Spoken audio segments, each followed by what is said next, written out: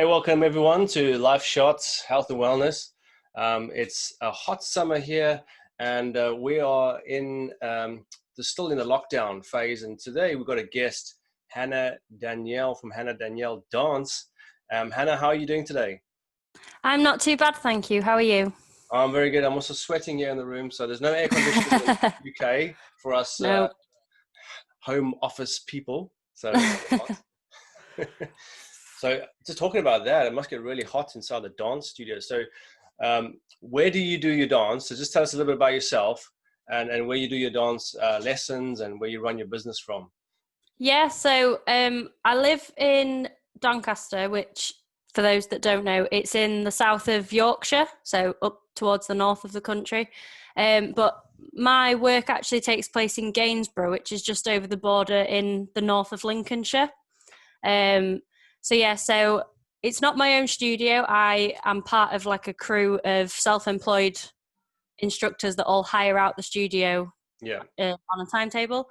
But yeah, we have like in the middle of the summer, we have to have like the aircon on or the fire exit doors open, the big fans on in the room, just absolutely anything to try and keep it cool. Because obviously, sometimes you walk in and it's nice and cool, and then the minute you start warming up or dancing or anything, it just gets very, very warm. Yeah. And how's it? Yeah. What's it been like during lockdown? I've seen a few of your videos about how you're doing Zoom, teaching, I suppose, online. Yeah, Is so it obviously, come back to normal by any chance, or is it still the same? yeah, so obviously when the lockdown kicked off back in March, we weren't allowed to continue in the studio. So I was teaching via Zoom, which was a bit interesting. Not something I've done before. In fact, I'd never even heard of Zoom Mm. until lockdown. Yeah, many Um, as of many people haven't heard of it. Now yeah, everyone knows about it. yeah. But yeah, I mean, some classes it was received well, others it was a bit of a struggle, but the people that did join the classes seemed to really get a lot of benefit from just having that moment at home where they could just kind of ignore whatever else was going on, whatever else they were stressed about, and just kind of just get moving, get exercising. Because obviously in the early days we were only allowed outside once a day for about Yeah. an hour, I think it Mm-hmm. was. So this was just a bit of extra exercise Mm-hmm. to kind of keep them going. But thankfully, once all the schools had broken up and everything at the end of July, and Boris gave the go-ahead for the likes of gyms and indoor fitness centres and that to reopen, we were able to start our classes again, obviously following social distancing and different safety measures. But yeah, so we have started to get classes back up and running again now, which has been great because it really did make me appreciate having the studio space when I was cramped up in my living room, constantly hitting my hand on the ceiling light and trying to teach people how to dance. It's got to be tough. I thought of giving some because I do. If you know a little bit about me, I do a lot of physical fitness as well. Mm. So I do isometrics and hand balancing and such. And then my wife said to me, "Why don't you teach some people on Zoom?" I'm like, I don't know. Where would I put up the camera? How would I talk to the camera? So it's about all these technical things like, do I have to get a microphone sitting here? And because you see some guys on Facebook and they're like about 10 meters away from the camera and you're struggling to hear what they're saying.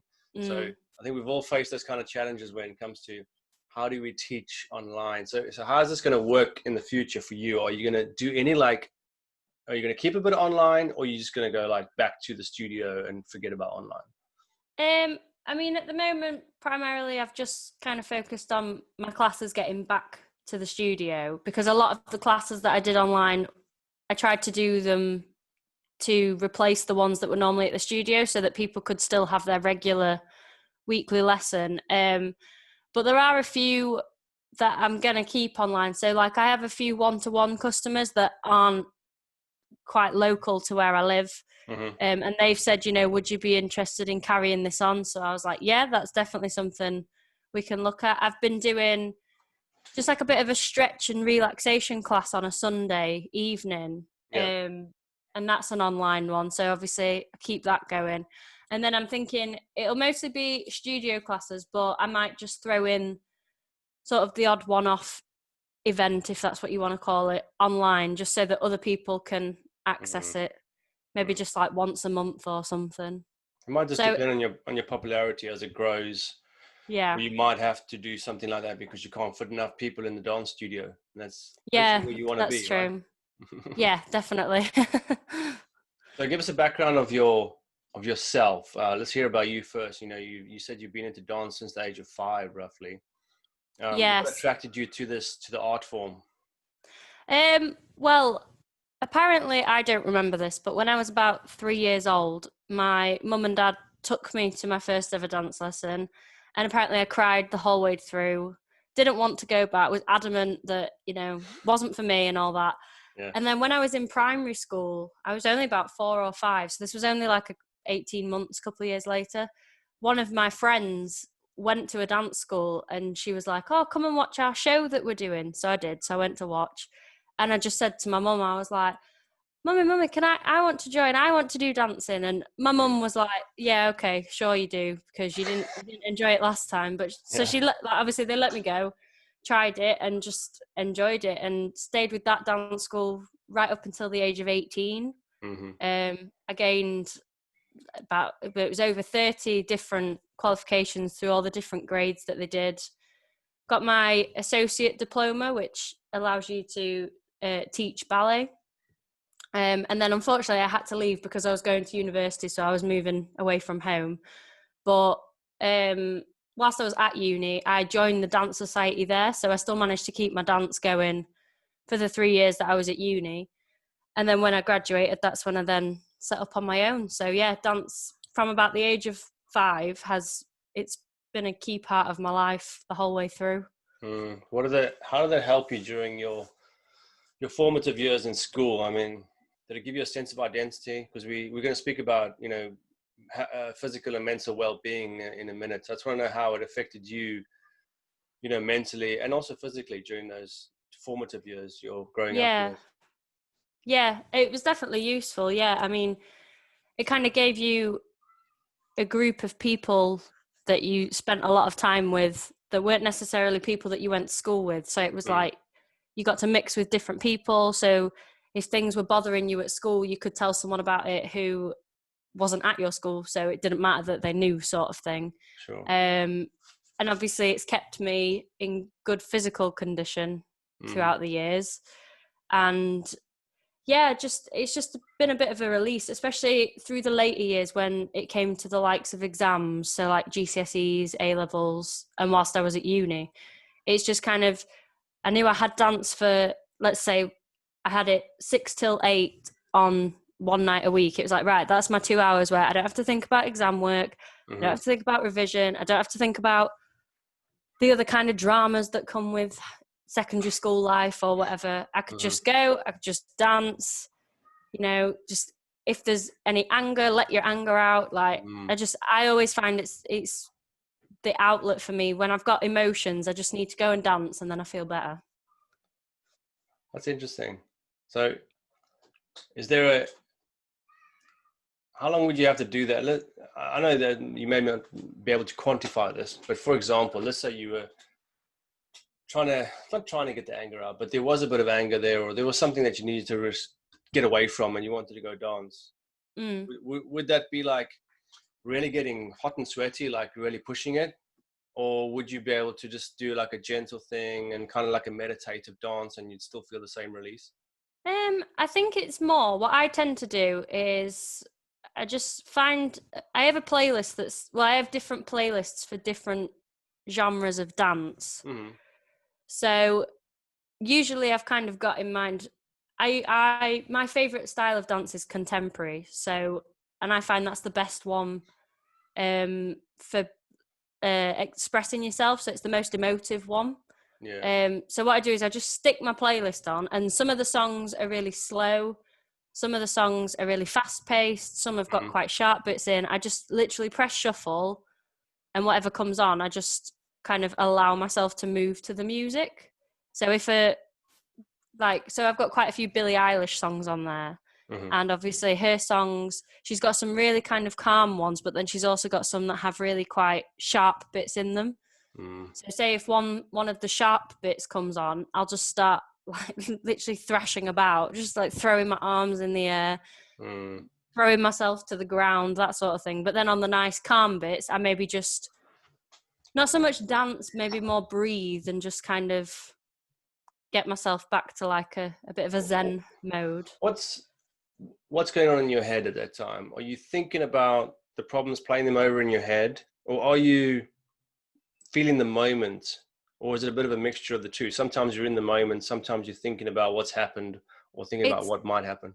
Yeah, it's kind of a bit of a transition. It starts off, it's the problem and only the problem, and I'm just kind of dancing, well, if you want to call it dancing around the problem. Mm-hmm. But then as time goes on and the music takes over, suddenly I find I'm focusing on, right, what move can I do next? What move goes with this music? And then suddenly by kind of the time I thought, right, I'm a bit tired now, I've had enough of this, suddenly I feel a lot calmer because suddenly I've kind of, in a way, forgotten why I started doing it in the first place. Like I've forgotten what the problem was that led me to have to do this. So it kind of transitions from harrowing in on the problem to suddenly being like, oh, I'm okay now. I feel fine.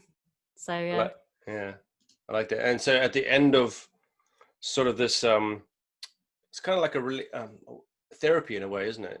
Yeah, it is. Yeah. Yeah. So, and I'm not saying that every session that you do is going to be a therapy session, but I'm just talking about the specific ones that are a therapy session for you. What do you, at the end of it, do you take something away, or is it just a feeling like, I just feel better now, I'm going to carry on the rest of my day? What is it like for you? Sometimes it's just that feeling. It's just that, right, I've had my paddy. I'm all better now. Yeah. But sometimes it's the whole, it kind of clears your mind a bit so that then coming back to the problem, you think, right, this is how I can tackle it. And it allows me to make more rational decisions. Okay. Rather than, so if something annoys me, rather than just kind of blowing my lid and reacting to it in a way that's probably not going to help, I can kind of get all the irrational feelings out so that by the time I've finished and I've had time to kind of breathe and process, I can be like, right, what about this is in my control? What can I do to solve this? And what have I got no control over? And I just need to kind of let it run its course. So I think it depends what has led me to do it in the first place. If it's something quite big that needs addressing, then usually by doing this, it gives me the clarity to then tackle it. But if it's just something silly, like I've just got annoyed about something silly, then usually it's just okay, I feel better now, time to carry on. Okay. And now you got a business motto that says boosting physical and mental well-being, one dance move at a time. How do you incorporate that motto with your clients, whether they're young or old? Is it something that you actively talk about, or is it just something in the background that is kind of not said? I mean, obviously it's there on all my social media and everything. So whenever you see the image of my business, you also see that tagline written somewhere. And I try to underpin this theme throughout the lesson. So I'll say I'll focus in on how do you feel after doing that? I ask that question quite a lot. I don't know if people realize that, but I say how's that? How are you feeling? Sort of thing. But I try to kind of encourage the customers to bring out the mental side of it. Because obviously it's quite easy to just know how it's made you feel physically, because you're either tired, physically okay, or it's tired, or you can't do it. Yeah, that's quite a superficial level. Yeah. But usually, so for example, if a customer has struggled with a move, to me, it's more important to be patient and keep going over that move than to just be like, well, you'll have to practice it in your own time and move on. To me, that doesn't help anybody. So I'd rather be patient, work on it, and then when they finally crack it, even just seeing the fact that their concentration face has gone to a beaming grin across their face, it's like, well, I can personally see what effect that has had on you. And then obviously after that, they're like, oh, they'll say things like, oh, I can't believe I've cracked it. I feel so good about that. Can't wait to do the next one, sort of thing. Okay. And it's just sort of seeing that switch from they look like they're full of dread and they can't do it, and suddenly they're just beaming with pride because they're like, yes, I accomplished it, sort of thing. Yeah, that's really good. So these many accomplishments must do wonders for a person's confidence, and also the ability to maybe accomplish things that are outside of the dance arena. What do you think about that? So if they can do something in dance and say, yes, I can actually crack this with a bit of hard work, how does it help them in their lives? Yeah, so for example, I mean, I teach customers of all ages, so from as young as like 3 years old to, well, I taught in a care home where there was a lady that was 107 that used to Wow. join in our armchair Oh, yeah. class. So I've taught quite a range of ages, but particularly for, like, so we'll say for, say, teenagers, if they come in and they can't get a move at first, and then after a bit of practicing, or even after more than one session if it needs it, they then finally crack this thing that's been tripping them up all the time. Suddenly they can convert that to, say, if they're struggling with something in a particular subject for their exams, they might think, well, hang on a minute, I addressed dance this way, Yeah. so how can I add that to, how can I apply that to this? So how can I take this problem, kind of practice and approach it so that suddenly it will start to click? And likewise with people, if they've got stresses with jobs or family problems, it's just about realizing that, you know, you're not going to get everything straight away. Everything's not that simple, but that doesn't mean you won't get it with a bit of patience and a bit of perseverance. I like this because I've read before some topics or articles about how it's important it's not important, but it's actually beneficial for people to play a musical instrument because it sort of awakens certain parts of the brain. So I would assume, and I've also read articles about dance, where because of it actually fights dementia. So doing dance moves, even later in life, no matter what age you are, um, the strain that, not the strain, but the pressure that it puts on your brain to figure out the moves, to keep in rhythm, to remember the moves, actually good for your mental, your cognition, basically. So Yeah, what I've do you read think that about that? before about the dementia. Yeah, I've read that before. And going back to when I mentioned that I worked, should I say, taught classes in the care home, it was quite funny because it was always the same group of residents that used to attend the session. And to begin with, quite a few of them wouldn't remember who I was. Like, they'd think it was something brand new, sort of thing. And then after a while, some of them who hadn't usually recognized me, I remember walking in one day, and one of them, who didn't really talk much, joined in but was kind of just sort of going along with it. They just turned around, pointed at me and just shouted, "It's the dancing lady." And I was like, whoa, like, they remember me, sort of thing. And again, it's just, yeah. So what I tend to do is try to do repetitive. So I maybe teach them like a sequence of 8 moves, we'll say. We'll do that, and then I'll say, right, let's repeat it again. And sometimes I might have had a bit of a brain fog and forgot what I was doing, but they've been able to kind of carry on. So it's shown that they're not just copying what I'm doing, they've actually processed it, understood what comes next, and are then continuing it themselves. So I definitely think, you know, there is proof there to show that it's useful. Yeah, definitely. That's really good. So there's another thing you mentioned to me when we were communicating, was that you'd like to be able to use dance for mindfulness. And obviously physical, to keep fit physically is important, and obviously that's a byproduct of dance. Although you're not going to shed loads of weight and be the skinniest person on the planet, but it is really good for your cardiovascular, for your heart, etc. So the mindfulness thing, do you think, how does it tie in for you specifically? So I just think it's a case of, like I said, I use it personally as a bit of an escape. And if I've been experiencing periods of like low mental health, like I said, particularly through my sort of teenage adolescent years, I just found it was something that, it sounds cliche, but it was kind of like that light patch in a very dark time. And it was like something, it was like a bit of a lifeline to kind of cling on to.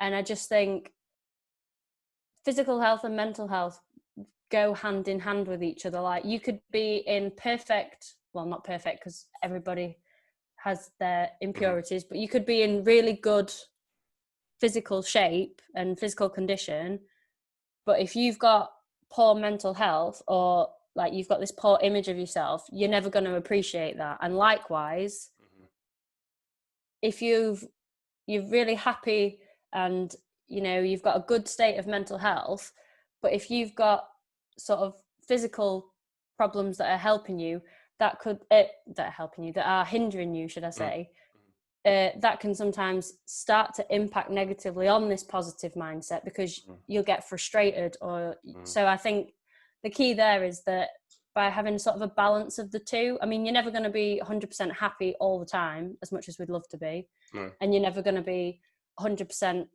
at your fittest and your healthiest. That it's not going to happen. But if you can find a balance between the two, then hopefully you'll be able to just get on by in the best possible way. Awesome. So dance as a means to keeping physically fit, mentally fit. I love that idea. What is it, do you, for yourself personally, okay, how do you look after yourself physically besides dance? How do you keep yourself ready for dance? So I'm quite active outside of dancing. So sorry, my dog just barked. So I go to spin classes at the studio where I do my dance teaching. I do the odd kettlebells class. I actually go running. So last year I ran the Leeds half marathon for Macmillan Cancer. So I've really gotten into running.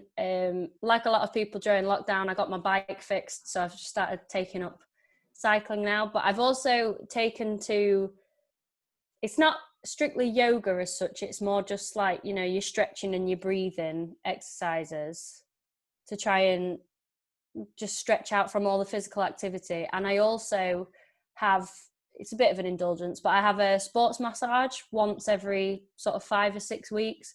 And that just helps.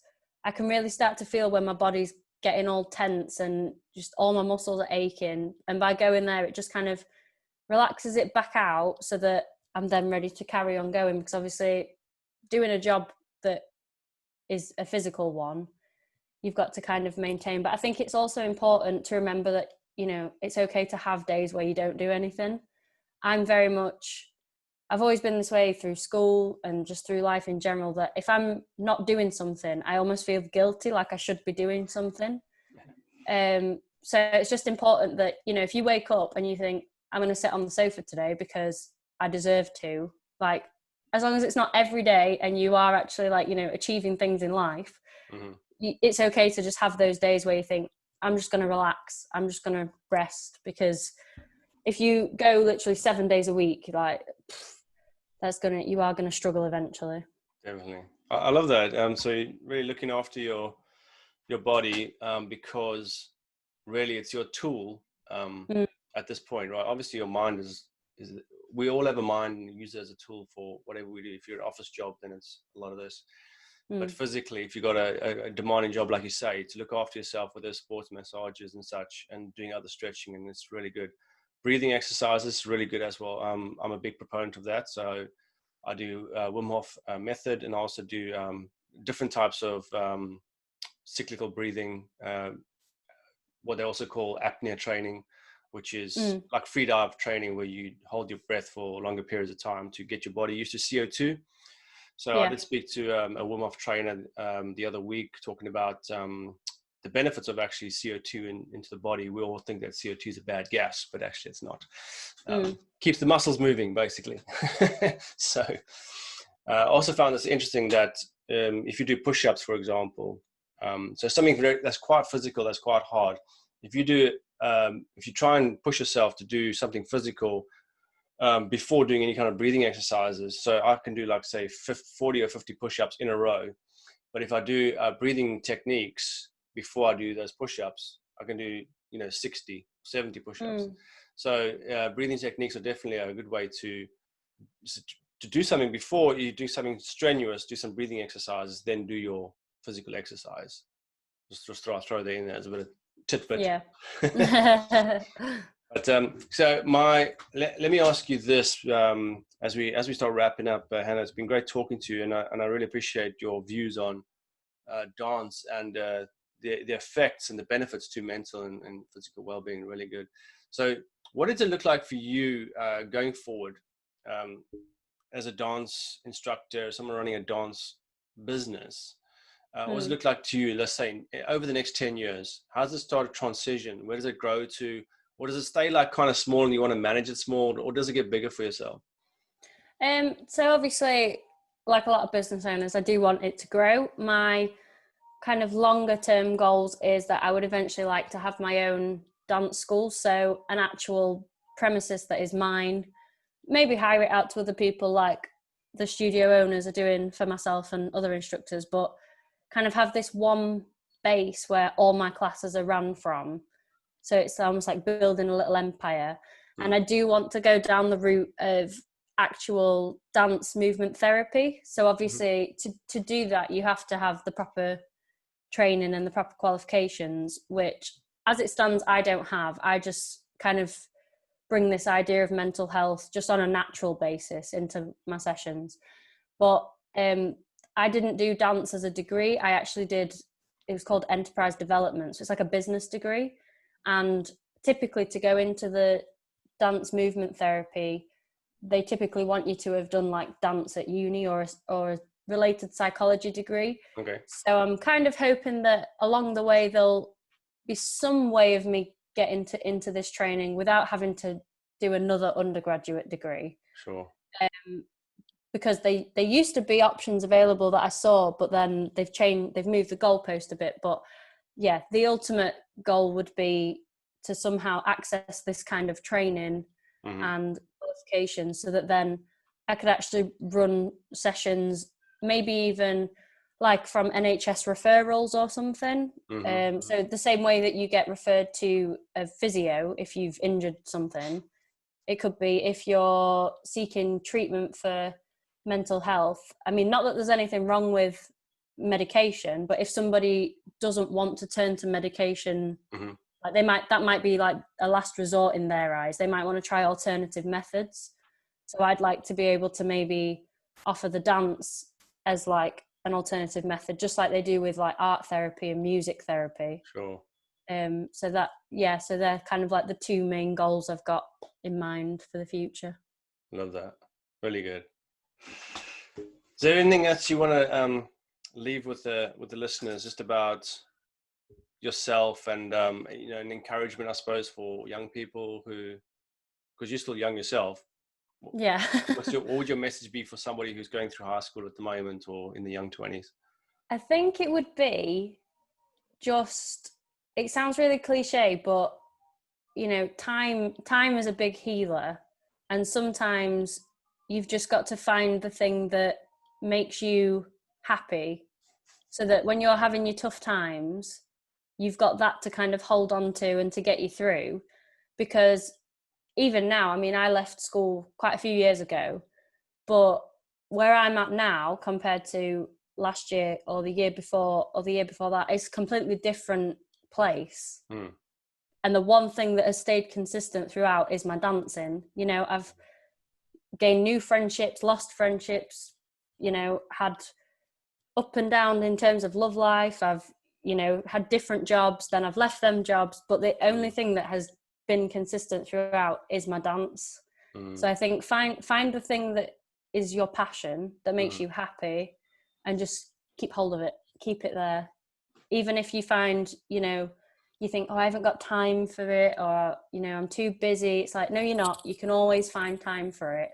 Sure. So I think that would be my key thing to tell people. Yeah, I love that. I think it is important to have that one thing where, either you're good at or you're passionate about, even if you're not the best at it. but it's Yeah. something that kind of keeps you going. Even if you go trout fishing on the weekend, every weekend, and you like to tie your little flies, like I used to go trout fishing, but and then I was always into cycling or something else. But whatever it is, if it's something that Yeah. stays throughout your whole life, then that's fine. But you kind of know your place in the world. Like, yeah, this is what I like, and this is what I'm good at. So yeah. Yeah. I appreciate that. Good advice. So Hannah, how can people find you? I know you got a YouTube channel and you must have your social media channels. And of course, we'll put it into the links of the description of this program. But just Yeah. tell us, if you want to, if people want to contact you, do some Zoom classes or whatever, how can they get hold of Yeah. you? Yeah. So basically, if you just search Hannah Danielle Dance, Mm-hmm. the odds are I'll probably pop up Mm-hmm. because I'm yet to find another business that has a very similar name. But yeah, on social media, I'm on Facebook, Instagram, Twitter, LinkedIn, Mm-hmm. YouTube. I've even made a TikTok account during lockdown. Jeez. So just All search over. Hannah Danielle Dance and you'll find me somewhere. Definitely find it, yeah. And then you've Yeah. probably got an email on there or something that would. Yeah, I've got emails and phone numbers on there. Yeah. And, you know, like the phone number's linked to WhatsApp and stuff. So even if you're not in the UK or you're abroad or whatever, you can just WhatsApp it. So I'm very accessible. Well, I hope this is one of many podcasts that you're going to get onto. And also, I know that you want to start your own podcast or vlog or whatever it may be. And doing the YouTube channel is kind of like that in a way. But I wish you all the success, Hannah, and all the best for the future. Thank you very much. And thank you for having me as a guest. No problem. And from myself, Clint Grove, and Hannah Danielle, it's the LifeShot podcast. Thanks so much for joining us today. We'll chat to you next week.